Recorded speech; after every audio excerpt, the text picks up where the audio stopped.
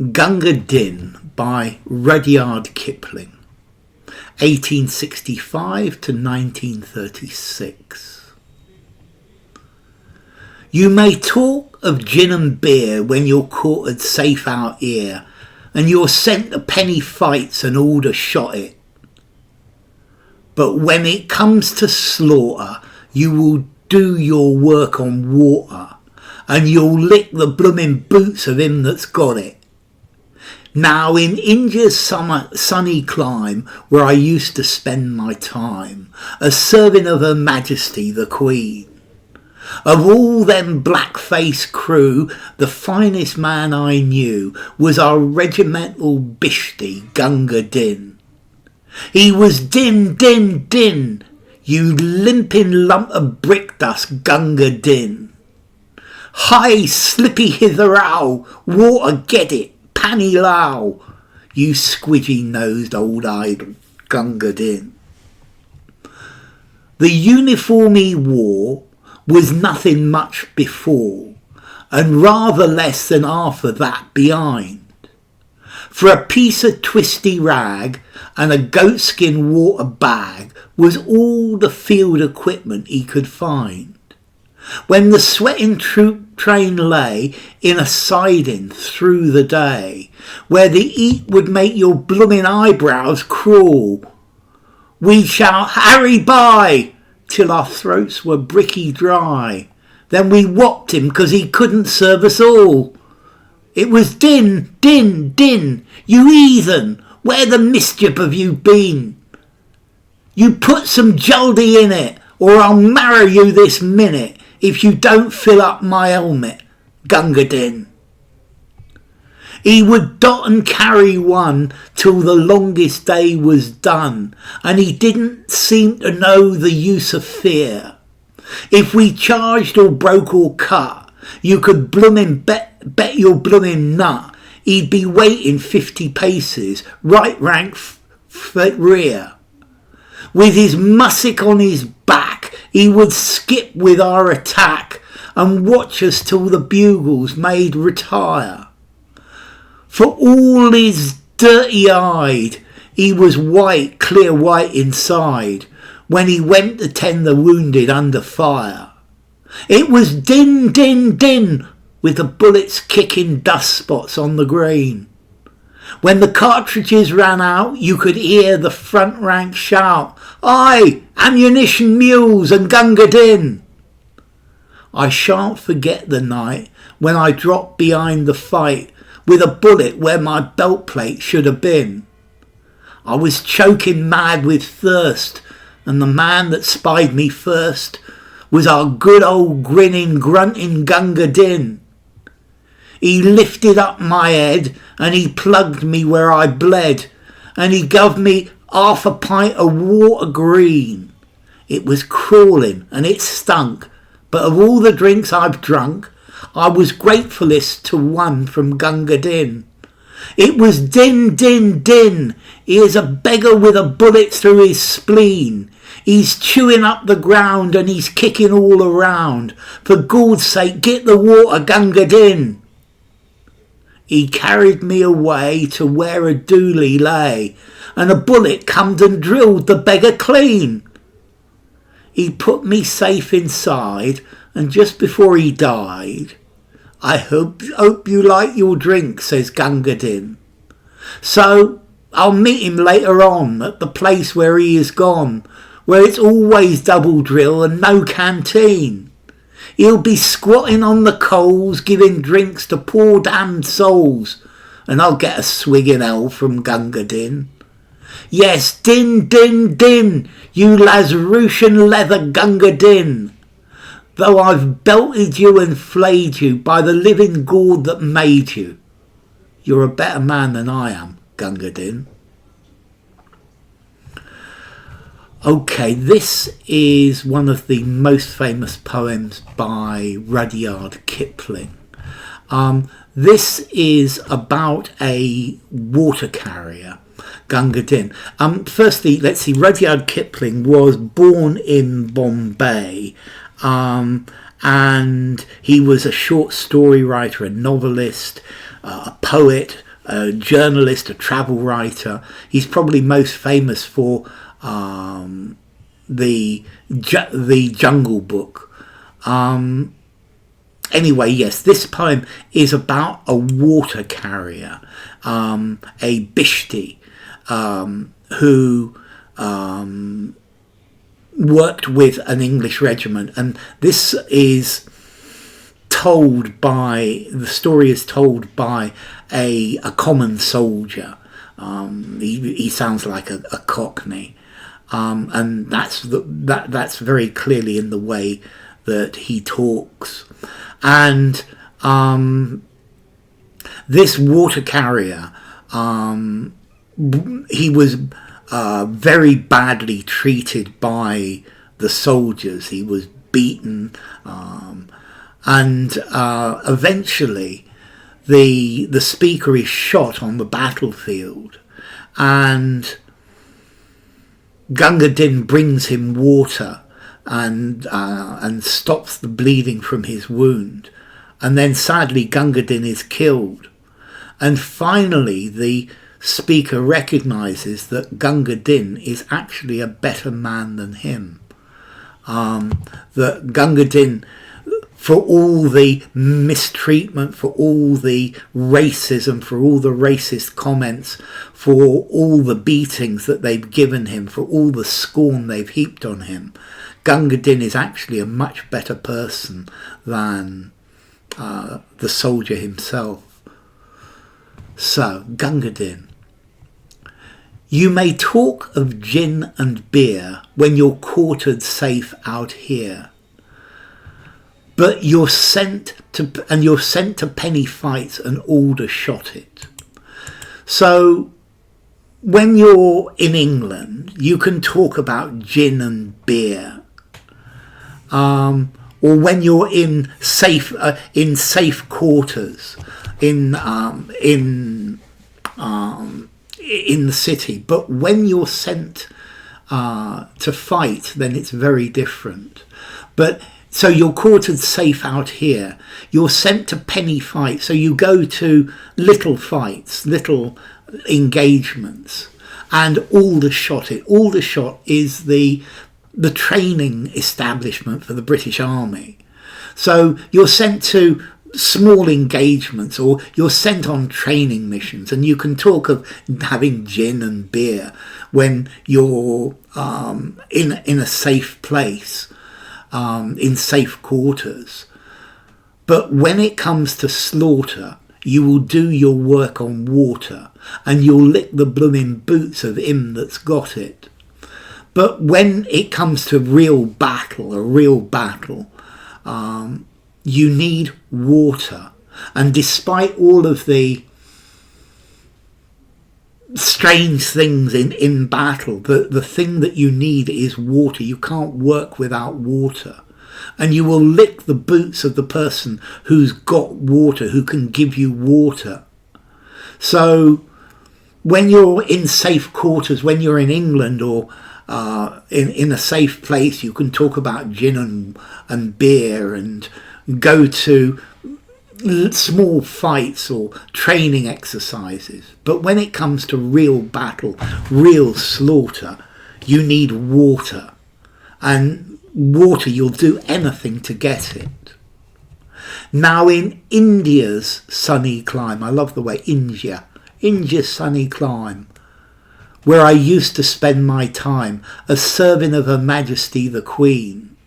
So I used to serve Her Majesty Queen Victoria. So this is a soldier in India in the time of Queen Victoria. Of all them black-faced crew, the finest man I knew was our regimental bhisti, Gunga Din. So, of all them black-faced crew, this is very racist. And I think this blackface crew is unacceptable today. But of all the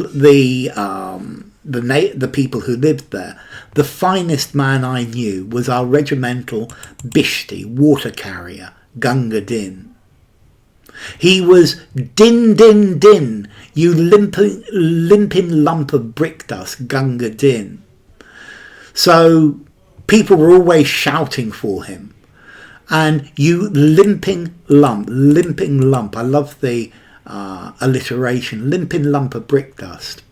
So notice Gunga Din has a limp. He can't walk well. He's probably got one leg shorter than the other, or one of his legs has been damaged.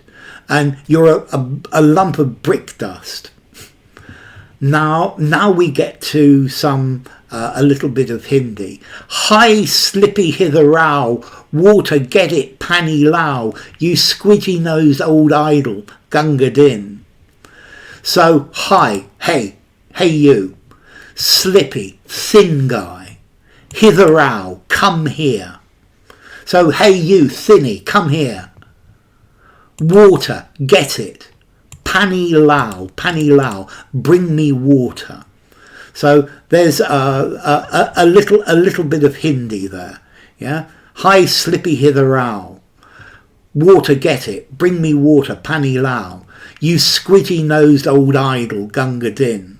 So they're just insulting him. You a squidgy nose, soft nose. The uniform he wore was nothing much before, and rather less than half of that behind.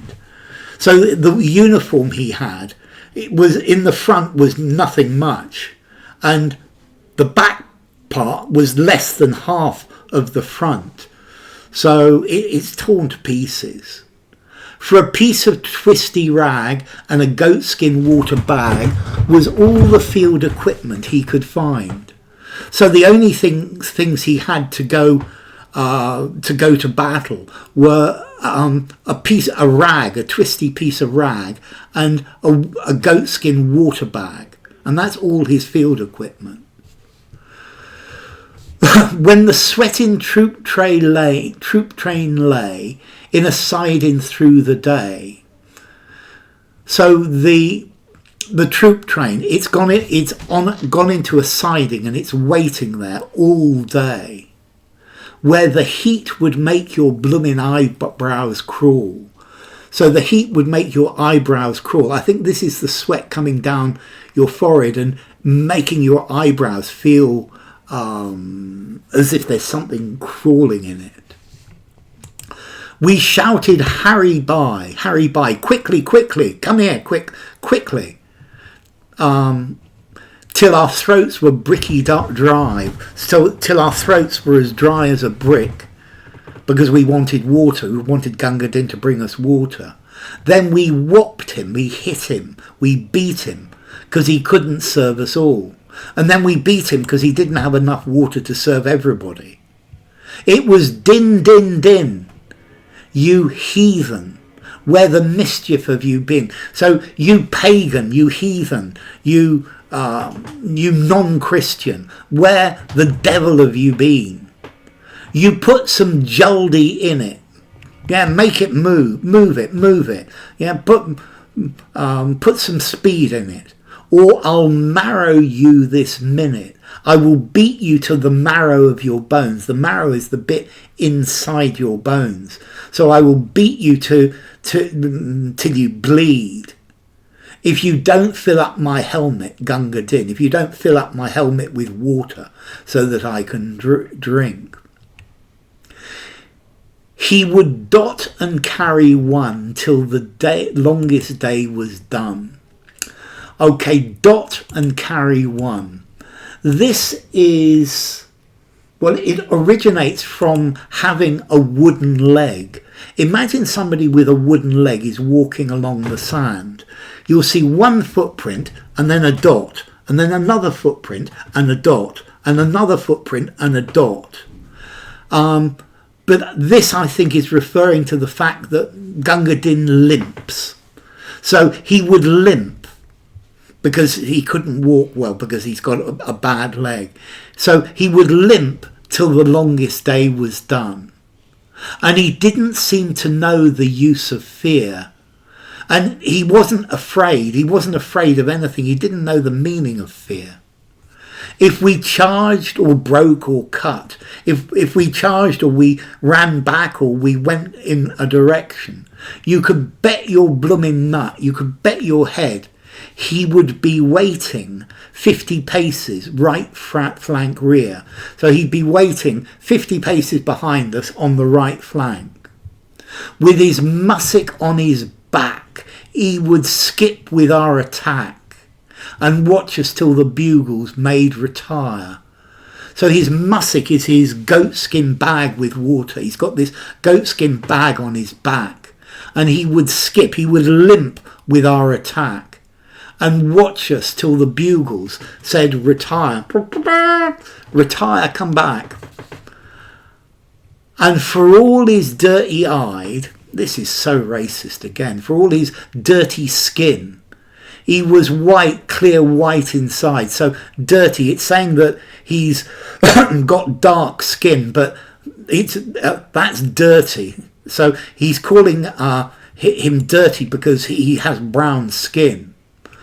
Again, this is racist, which is completely unacceptable today. But I think this was normal at that time, very sadly, but true. So despite the fact that he had brown skin, he was white, clear white inside when he went to tend the wounded under fire. So he was really inside, he was a white man, because he would go and look after wounded soldiers under fire who were being shot at. So he was as honourable as a white man. This is very racist again, because he would go and look after wounded people under fire. It was din, din, din, with the bullets kicking dust spots on the green. So they would shout for him, and you'd be able to see the bullets kicking up dust. When the cartridges ran out, you could hear the front rank shout, "Hi, ammunition mules and Gunga Din." So when they didn't have any bullets left, or the bullets ran out, you could hear the people at the front shouting for Gunga Din. "Gunga Din, bring the ammunition mules and Gunga Din to carry the ammunition to us." I shan't forget the night when I dropped behind the fight with a bullet where my belt plate should have been. So I will never forget the night where I dropped behind because I'd been shot in the stomach, in the place where my belt buckle should have been. I was choking mad with thirst, and the man that spied me first was our good old grinning, grunting Gunga Din. So I was dying of thirst. I was incredibly thirsty. And the man that saw me first was good old smiling, grunting Gunga Din. Look at all these G's. Look at this alliteration. Good old grinning, grunting Gunga Din. Good old grinning, grunting Gunga Din. And he lifted up my head. And he plugged me where I bled. So he tried to stop me from bleeding. He put something in the wound. And he gave me half a pint of green water. And he gave me half a pint of water green. It was crawling and it stunk. But of all the drinks I've drunk, I'm gratefulest to one from Gunga Din. So the water was crawling with creatures and it smelled really, really bad. But of all the drinks I've drunk, of all the times I've drunk, I was most grateful to this drink from Gunga Din.